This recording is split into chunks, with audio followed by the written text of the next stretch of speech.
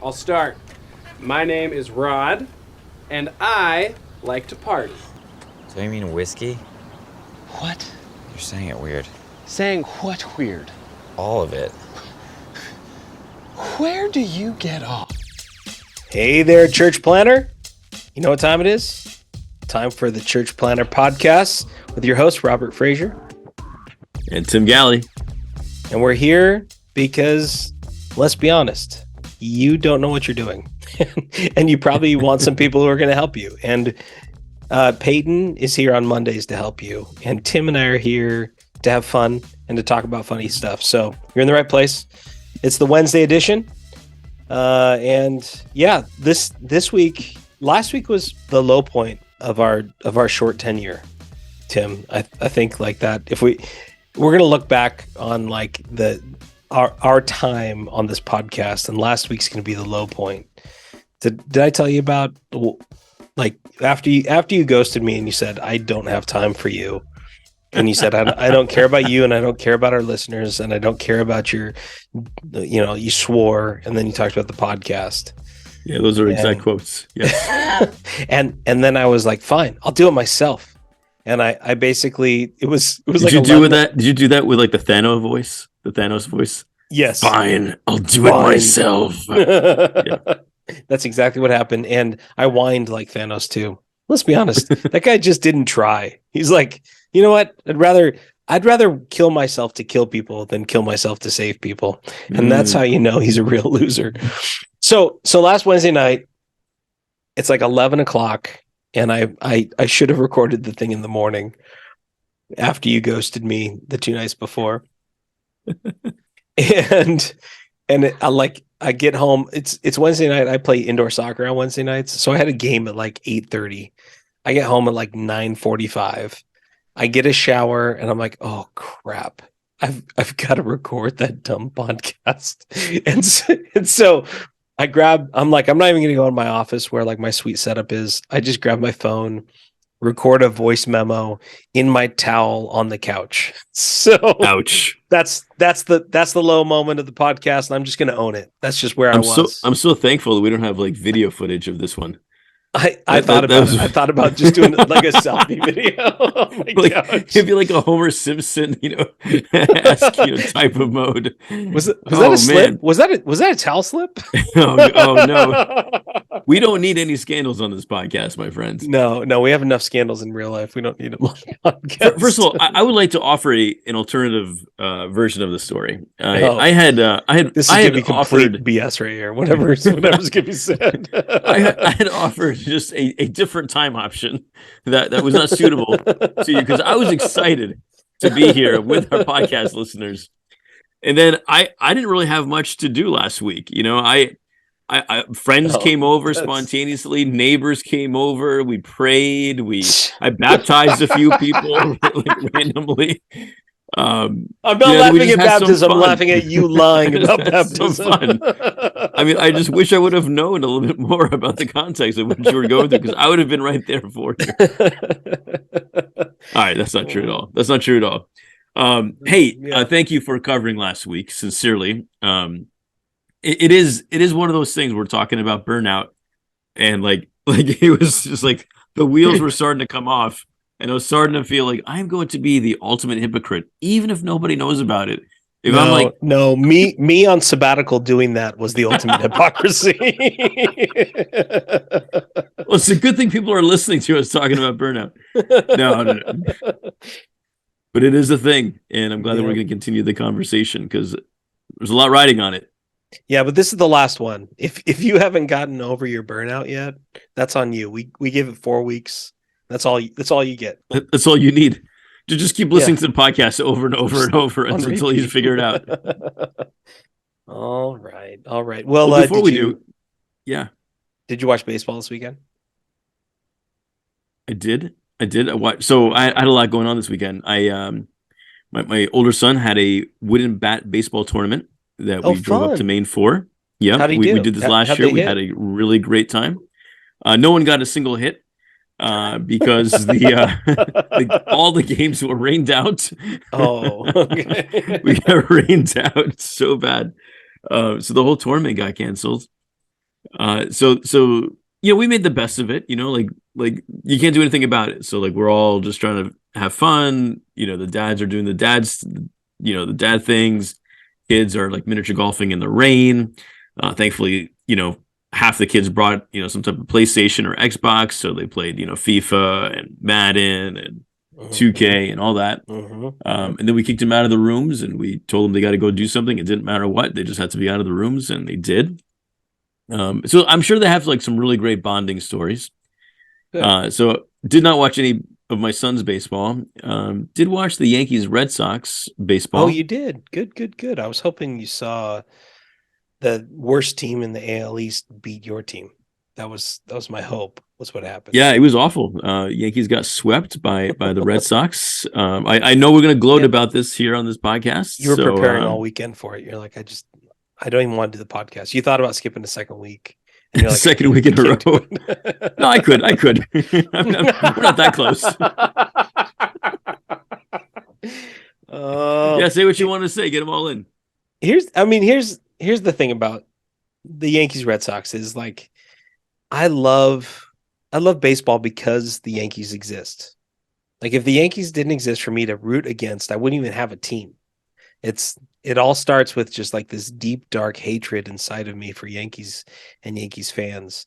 And so every time they play, it's like a little gift. It doesn't matter what happens. Do I like losing to you guys? No, I do not. Of course not. But when we win and when you sweep a crucial series in a tight division race, and the Yankees are 2 games ahead of them in the wild card race, and the whole division's above 300, like above 500, which is just absurd. I don't know, man. This is the best. This is one of my favorite seasons of baseball. Like everybody's in the highlight of your late. season right now. Oh yeah. How does it feel to accomplish the highlight of the season by June? They're so efficient. They're going to regress towards a mean that's like 500 games below 500. Like they're not going to win another game the rest of the season because that's how bad their roster is. They're overperforming. They've been overperforming from day one. So we'll see. I mean, the Yankees are definitely underperforming considering they have, a generational talent just messing around out there. True. It's true. Enjoy while you can. Enjoy while you can. I will. And, the All-Star break will probably get them out of rhythm, and then they'll lose 10 games coming out of the break, and who knows what happens then, right? Who knows? It's baseball. So I was just texting a friend whose son in Little League lost a best of 3 Little League championship. Oh. And it's sad because like there's nothing you can say. Like it's like trying to console your little leaguer is like a really tough thing. And that's what comes down to it. That's what it comes down to for like just about every baseball player in every season. It's either like this euphoric championship win or a baseball heartbreak. Like there's rarely anything in between. Yeah, there's that line from Moneyball. He says, "If you don't win the last game of the season, who cares?" That's right. which like there's some fatalism to that, but like taking solace in losing in the championship game or losing in the division series, like there's no solace. There's no solace in making the playoffs. It just means that you were close and you missed your opportunity and you missed that year of those guys playing. It's just pain. It's 29 teams of pain and one team defines ecstasy. That's it. That's right. That's it. And then it could be worse. Like you could win a season like the 2020 season and the Dodgers have just a big asterisk next to their championship. I teased I don't know. Dodgers I think fans it's a about legit this. I think that's 80 a legit games. win. 80 games. Yeah. No, it's a sprint. It's not even a season. It's like the baseball strikes seasons, Yeah, but I still don't count them. I think of them as basically these. It's like the bubble basketball games. You don't think that counted either? No. I think LA loses both of the 2020 championships because of that. They just get asterisks next to them. Mostly because I hate LA. I think it's because you have a West Coast bias. Like you Midwesterners have such a West Coast bias. Midwesterners. All right, Boise again. I'm getting mad. We got to move on. All right. It's not funny anymore. I can only feign so much ignorance. All right. All right. We should get done with our smack talk because we could go on and on. You're right. All right. What's this week's topic, Tim?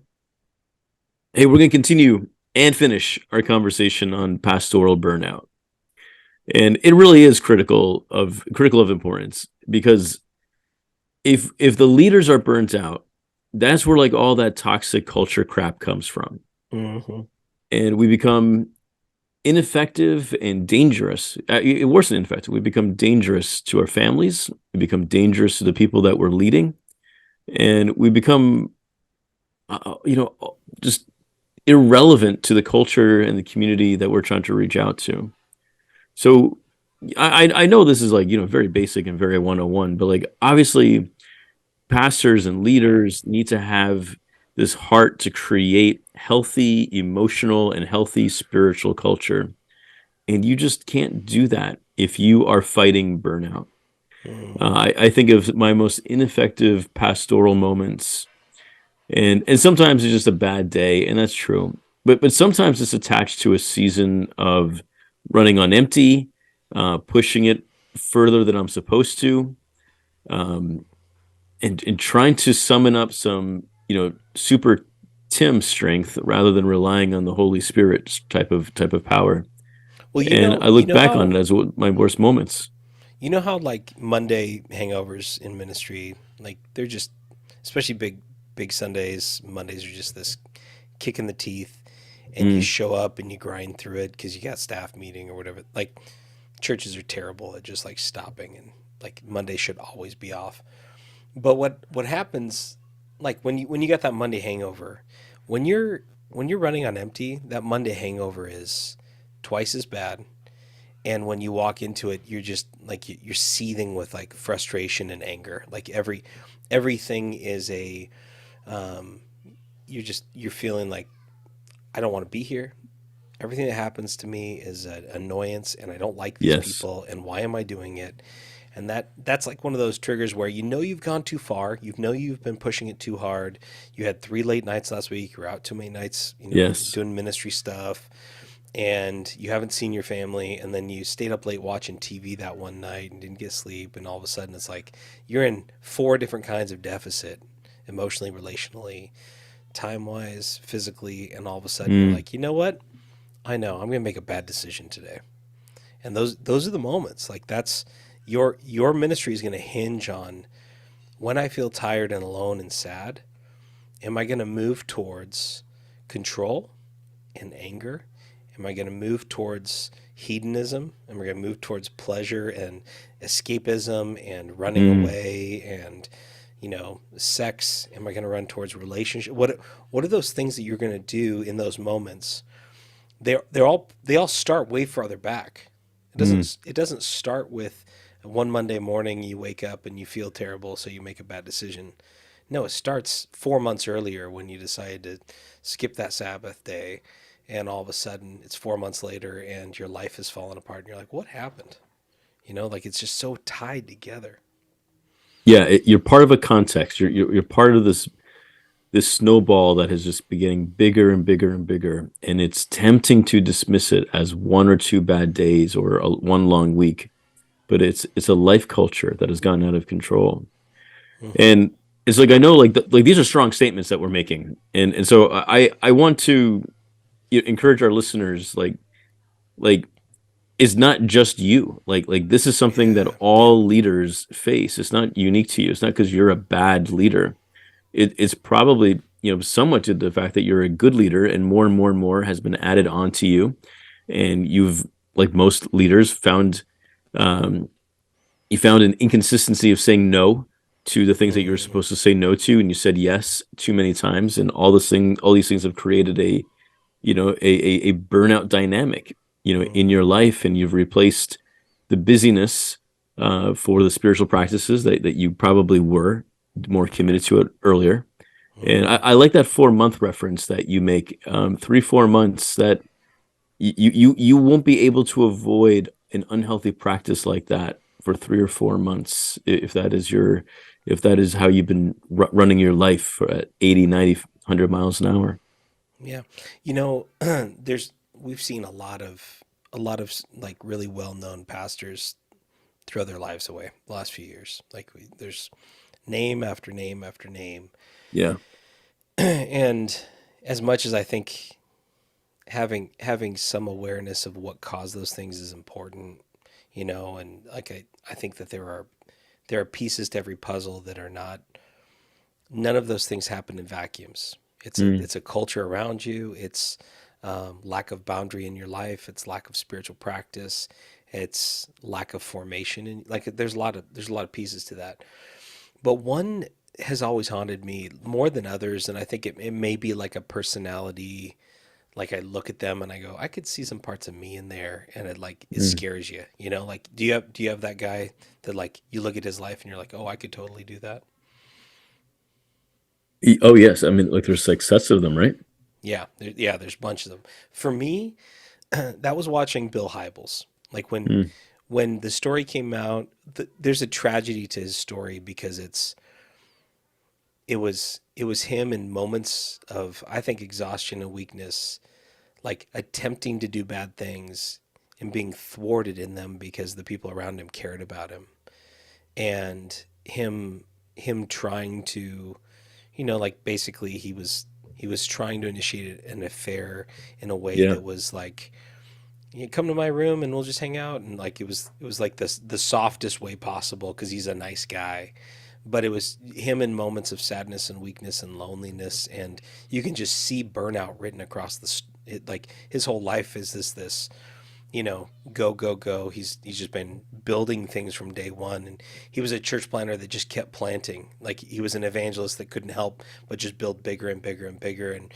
then when his church was too big, they couldn't create a larger meeting space, he decided, I'm going to start a global leadership summit with hundreds of like he just couldn't stop doing more and more. And what you see in his story is there's just like he was lonely because he was overwhelmed and he was run down and he was burned out, and that's what leads to those critical moments where the difference between Bill Hybels being where he is now and Bill Hybels finishing his ministry life without scandal is the moments of burnout, when he didn't move towards God, when he didn't move towards relationship, when he didn't move towards accountability, when he didn't move towards rest, when he didn't move towards like God's care. Yes. Instead he moved towards more, thinking that if I just go after one more thing, if I reach that next hill, if I just make it through this busy season, how many times have we lied to ourselves about, if I just make it through this busy season, I'll be fine. But in reality, the busy season is you. You're the one who creates every step of that journey. And until you create those boundaries and say, I'm going to stop and I'm going to receive from God the rest that he has for me, we're all at risk. We're all at risk of the sorts of things that can happen in our lives. Yeah, 100%. That story reminds me of this time that I saw Kerry Newhoff. He came to the Boston area, and he spoke at this event that this local church was hosting. And I gotta say up front, like you may be Kerry Newhoff out. Like his voice is everywhere. His podcast is everywhere. You get a daily email from him if you ever sign up for one thing. He's the best I totally get it. Team in the world. Yeah, I mean, like you talk about people who get things done. Like he's up there, and so like there was other speakers that I think more excited to listen to. But it's Kerry Newhoff, so I'm going to listen. And he begins by telling the story of like how everything worked out so well for him, but this is where his life almost jumped the track and where he almost destroyed it all. And he starts describing like how all these pastors like go into scandals and go into extramarital affairs and financial, scandals and so on. And I thought I knew exactly where the story was going, but he started to then say, he pivoted and said, we think that is just because people fall into temptation. He's like, I started to realize that these were pastors' lives who were so far out of control, and rather than go through the hell and back with the Lord of what it takes to get your life back on track, the easy out is to do the things that that they will fire you for. They will take you out of this because you've been done and you don't know how to say so. They're going to save you from it by your mistake. Yeah. Yeah. And so, your that cowardness he describes starts making more sense, and you trade in, the appreciation of a community, this you betray these people that have invested in you and that you've invested in them. And at that point, you don't care because the only thing that you are looking for is the door. And he went on to describe some like very specific things and made some really insightful observations. And he's like, that was almost me. And I just decided that I was going to fight it out for the Lord. I was going to fight. He's like, he also made it very clear that he was not in any type of, danger of having an extramarital affair. Like, that's not what he was saying. But that burnout, it was what he was describing, and he was going to fight the burnout. It's always stuck with me because I honestly did think up until then, like, oh, people are falling into temptation. I did not understand the extent of burnout and what it would do to you to pollute you and destroy you. Yeah, and for the church planners out there, it's easy to look at Carey Nieuwhof and say, like, I was in ministry for 25 years and led a successful ministry and then created this, empire of like training and media and all those things. But he was a church planter just like you and me, and he has the same temptations as you and me, and it's the temptation to take away the guardrails in our lives of rest. Like I honestly think of rest as a guardrail, because when you're tired, you make terrible decisions. And when you're tired and lonely, you make twice as bad decisions. When you're tired and lonely and angry, you make 3 times as bad decisions. And when you're hungry, angry, lonely, and tired, like the trifecta, the quadfecta of pain, you'll do anything to relieve the pain inside of you. And so until you say, I'm going to receive God's presence and receive the gift of my body's restoration through slowing down and not working, when I'm going to take the gift of Sabbath and the gift of like trusting God and letting him do the work for me and letting his spirit go ahead of me and produce the sort of fruit that I'm looking for. Unless you do those things, sin and temptation and brokenness they're just waiting. They're waiting in the wings for all of us. And as a church planner, what's going to happen is you're going to think it's a sprint. That first year, you're going to be like, okay, it's pre-launch. I'm just going to hit it hard. I'm going to meet everybody I can. I'm going to be involved in as many things as I can. I'm going to, find that right venue, and I'm going to build the best team, and I'm going to stress about all the details, and I'm going to write the best sermons. And you're just like killing yourself thinking, if I just try hard enough, I can make this thing work. And then you launch and you're like, oh my gosh, I have to do this every week.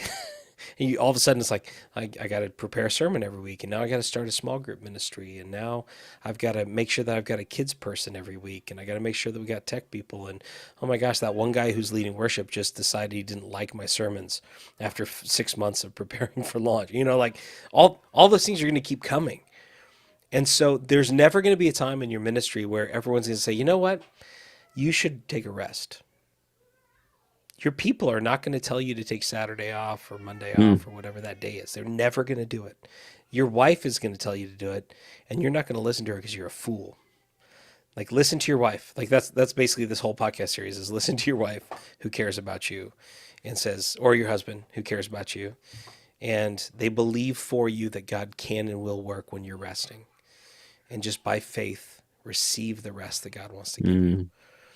That's the only way we make it long term. This is a sprint. Too many of the church planners I've worked with, they jump into it thinking, I'm going to build something great, and if I don't, I'm going to bail. Like there's this like all or nothing mentality. But that's not the way of the Savior. The way of the Savior is to say, I'm going to faithfully walk in my call until God removes me from it. He stepped into a 35, 36, however old you think Jesus was when he died, journey of receiving the pain and suffering of this world in exchange for the glory of his Father. And for us, as we step into ministry, that's our work, is to say, I'm going to do whatever God calls me to for the rest of my life, and that's making disciples, and that's sharing my faith, and that's faithfully living out God's call in my life. And if you do that, you're going to see fruit. But if you bail after 3 years, you're not even going to get to see the fruitfulness because you didn't wait long enough. You planted a garden, and 3 years later, it's like, well, it never really came in. Well, it takes about 5 years for your garden to come in. It takes about 7 years for your church to come together and start to see the fruit of what you do. So church planners, you've got to find ways to resist the call of burnout and the overwork that comes with this. But today, actually, what we wanted to talk about, Tim, we moved away from it, but like there are signs of toxicity in your life that happen because of burnout. And we want to connect those two things for you, because if you're starting to see these things that are toxic in your life and in your ministry, that's a warning sign. That's a dashboard light saying, hey, your life is falling apart. So Tim, what are some of those things that you see that are like tied to burnout and leaders who are becoming really toxic in their leadership? Yeah, I think the easy ones to see is that brooding resentment, that unexpected anger. So one is resentment, but that brooding kind, you know. Mm-hmm. Two is that unexpected anger, and just catch yourself. Whenever you think to yourself, these types of things used to not upset me, and now they set me off. There's an accumulation effect, and there's also the state of your emotional health. That's why those things are happening. Because at some point, I got a story about this. You want to hear it? Yeah, of course. So my second year of church planning, you want to make sure that you're capturing the sermons and they're getting recorded, because you tell yourself it's for the people who missed. You want to make sure that they don't miss that sermon. Yeah. That's not what it's about. It's about like, I put out gold. We got to make sure we capture that thing. And if we didn't capture it, it goes away into the ether. And I remember the second year I had been working with my sound team to make sure that we were recording it in two places, because we had some like technical issues. And Monday morning I go in and I'm grabbing the SD card with like the digital files on it, and I throw it into my computer, and it's just not there. Like it just didn't record. And then I go to the backup and they didn't do the backup on the computer. And I'm like, I remember just like this real anger just welling up inside of me about like, these people don't know how hard I work over here. They don't know how much I kill myself for these sermons. Like all the nonsense in your head about like, that didn't go my way. And that was a good one that I wanted to share online, and I wanted to make that little social media, like all that nonsense that's really inside your head. And that was one of those moments, like I knew something was off because I was resenting my people for them helping me. That's a key piece that you're touching on. Yeah, I think those are the easy ones to discover. So resentment, anger. Most church planters and most pastors, one of your natural strengths is empathy, and people have probably been telling you that throughout your adolescence and throughout your 20s, and as you've been developing this quality of empathy, you've realized like, oh, okay, like I have this empathy thing working. And as you mature, like, certain things aren't supposed to create the type of anger that you've suddenly surprised yourself with. And as you mature spiritually and emotionally, and throughout the pastorate, professionally and vocationally like this, your empathy is supposed to grow in certain ways too. And I found every now and then, like when I've caught myself with an inability to empathize. Wow, that's a big word. You got there. Oh, geez. It's like they all got tripped up. To empathize in a way that that you can, and that that you should. I find that's another part of like that toxic, that toxicity that is kind of just getting on you, like slime kind of just dripping down on you somehow. It's kind of like holding you back. So I'd say that's the third, and then if I can go for a fourth one real quick. Yeah, sure. I didn't want to have any of them. Go for it.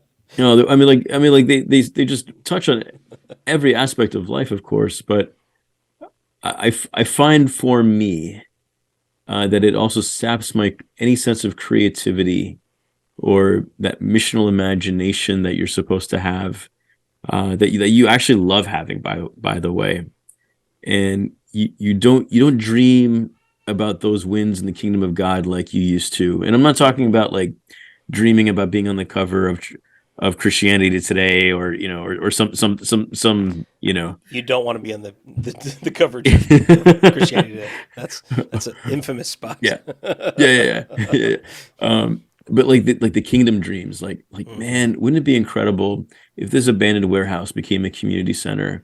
Man, wouldn't it be incredible if somehow like one of my church members won the lottery and they came up to me and said, I want to start a a coffee house, that it would do this, and this. And you have these these kingdom-esque dreams. Wouldn't it be incredible if my neighbor, the same neighbor who I don't even think likes me, comes up to me and says, hey, I hear that you have like this kids week or vacation Bible school week. Can you tell me more about that? Oh my gosh, wouldn't that be incredible? I gotta be ready. I gotta be ready for these moments.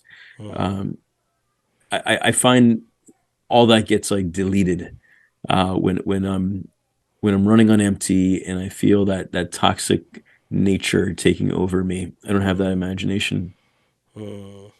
Yeah. I mean, that's the signs of depression are not sadness.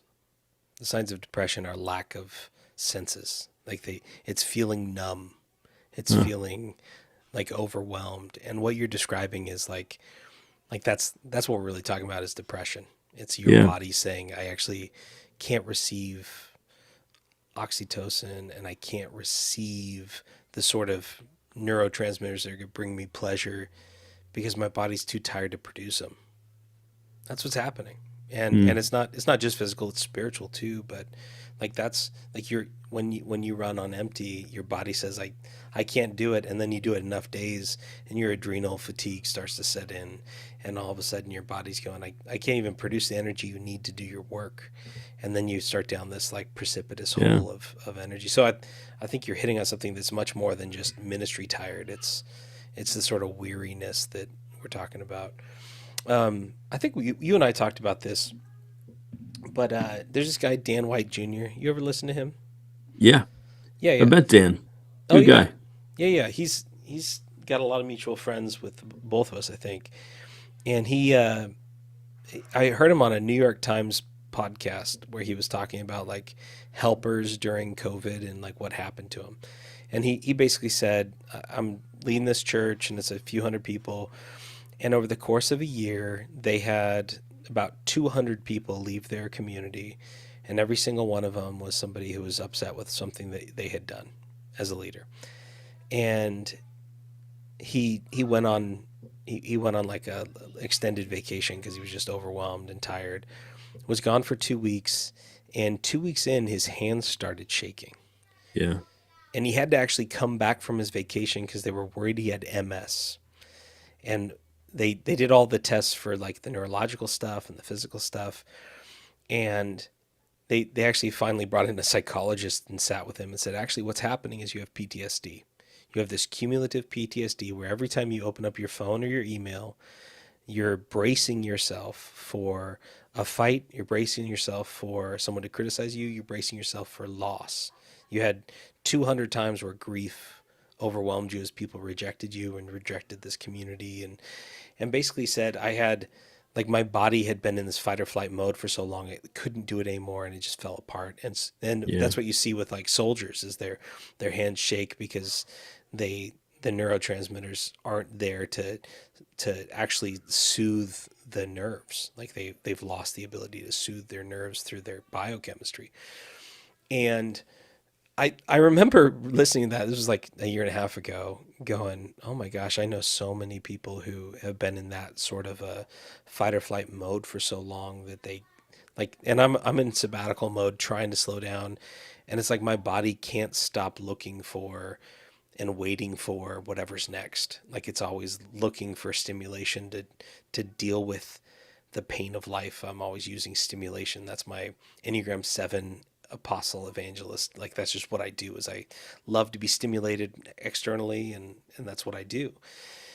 And what I'm realizing is what I really need is to slow down and experience peace, but I run away from it because I'm afraid of the pain that's going to come when I have to process and deal with things.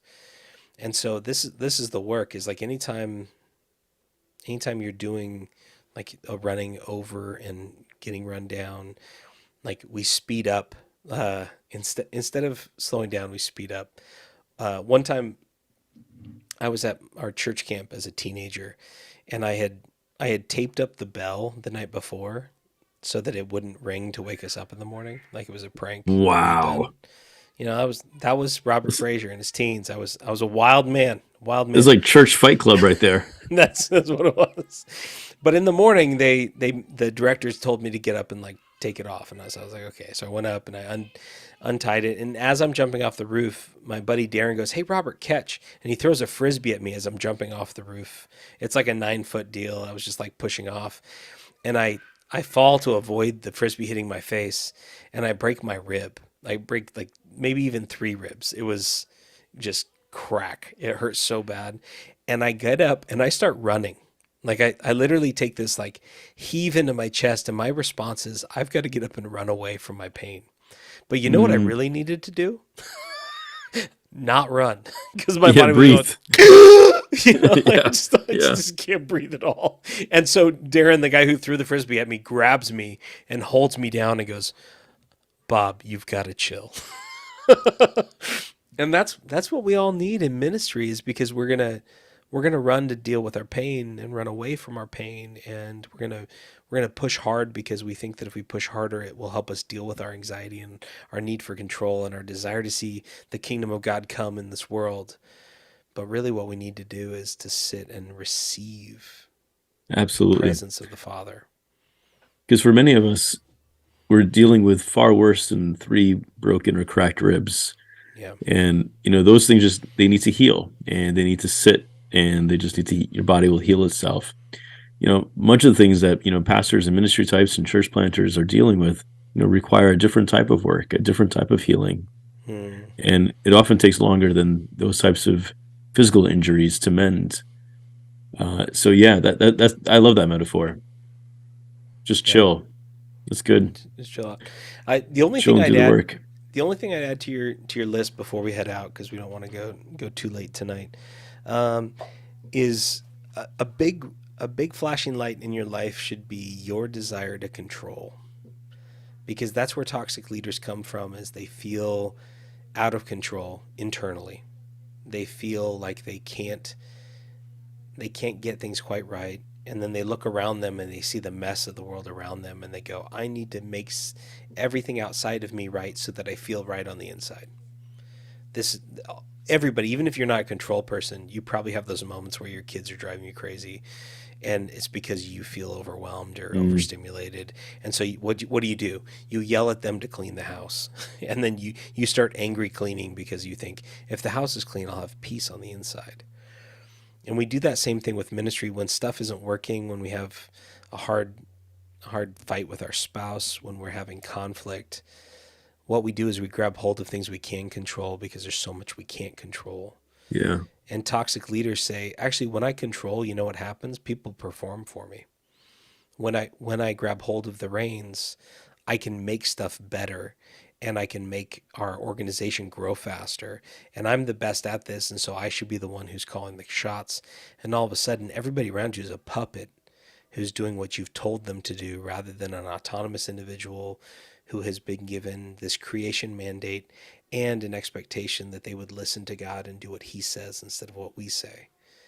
And what we see over and over again with these leaders is that control is their dopamine, and they use it as a way to deal with the pain inside of them, and the way to grow something big and powerful.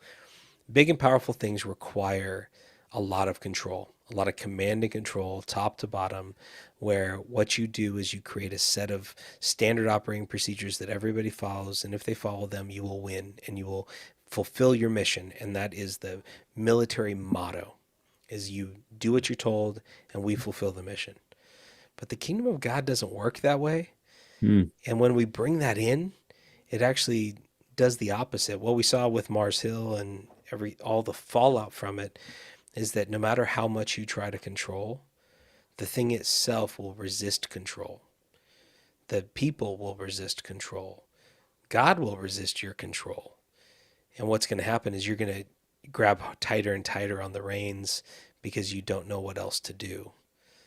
And the answer is you actually need to be transformed. You need to release the reins. You need to listen to God. You need to let others actually help you find the way to life. And so if you're a church planner and you find yourself calling your worship leader and telling him, when you share, I don't want you saying these words during your prayer. If you meet during your creative team meeting on Monday and talk about your worship team and try to scheme on how to get someone off your worship team because they're not as good as you want them to be. If you are trying to do the jobs of the people who work for you, if you are demanding that people do your vision for every piece and do it the way you want it to, all those are signs that you are out of control, and it's time you actually need to pull back and listen to God. And you need authorities in your life who will help you piece together what's happening inside of you, because it's psychological and it's spiritual and it's relational, and you actually can't deal with it on your own. So I just want to, for those of you who are out there, all of us have that tendency inside of us, but some of you have never dealt with your need for control, and it is a toxic piece of church that will drive everyone around you away from you. It will actually do the opposite of what you want, which is to be connected and live in community. So be on the watch out for that, because it will destroy your life. If I can just finish with a scriptural reflection here. I'm about to preach on First Kings 19, and it's when Elijah is fleeing, and he just had this epic battle with the false prophets, and now he's running for his life because Jezebel is angry with him. And he gets to that point where he says, this famous line, like, I just want to die. And as I've been meditating and reflecting on this passage, after having this extraordinary victory in God, it's, perplexing that this is the next chapter. And as a student of scripture, I'm just so used to this story that like I just know it. It's like watching Moneyball or The Shawshank Redemption over and over. Like, you just know what the next scene is. So there's no more surprise for you. And as you kind of just slow down and just meditate on it, and what should have been here, gratitude and prayer and celebration and a reminder that this wasn't my power, but of God's. And he knows that intellectually, but he's not experiencing that. He's experiencing fear. And some of this is the result of, the pace that he's been on and the burnout that he's been on and the failure to stop. And God, instead of rebuking him, and instead of, he should have told him to listen to these podcasts, but he didn't do that either. That's weird. He should have. Yeah, I know. But he tells him to stop and take a nap and eat.